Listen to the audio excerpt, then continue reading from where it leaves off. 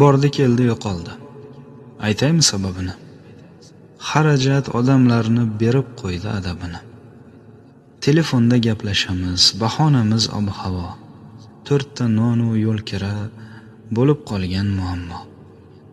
Yoshlarga qiyin bo'ldi gazga, suvga, svetga, maoshlari yetmayapti. Yer solig'i, axlatga. 60-70 yillarga bir qaytaylik, bolalarga yoshligimiz, ertagini aytaylik. Eshigimiz taqillatib to'la yo'q edi. Hamma ish bilan ovora, qornimiz ham to'q edi. Obkash degan narsaga chelaklarni ilardik.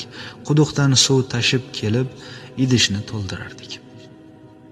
Tanchaga cho'g' olib kelib bosib qo'yib kuliga 1 kilo un berardi.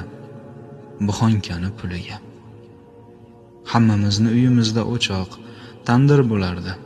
Nonga ha deb chopmasdan non, patir yopilardi. Chiroqning idishiga kerosinni quyib olib, qorong'ida o'tirardik, lampa shisha yoqib olib. Taxmonda o'rin, ko'rpa, mebel divan qayoqda, yerga joy solib uxlash moda edi hamma yoqda. O'zbeklar qiz uzatsa 10 ta ko'rpa qilardi. Ammo buvi, xolalar yotib qolgan borardi. Televizor deganlari boynikida bo'lardi. Kino boshlanib qolsa, mahalla jam ko'rardi. Qozonda suv isitib, kirni qo'lda yuvardik. Vanna, hammom bo'lmagan. Sovuq suvda chayardik. 80ga kirgan buvim voy oyog'im demagan. Chunki o'sha mahalda unitazlar bo'lmagan. Mehnatni rosa qildik. Tilimiz ham bir qarich. Binoyida o'tiribmiz, sochlarimiz oqarib. Endi birorta uyni tandiri, o'chog'i yo'q.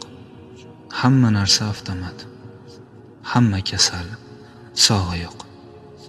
Mehr ko'zda, yaqinlarni ko'ziz bilan ko'ringlar.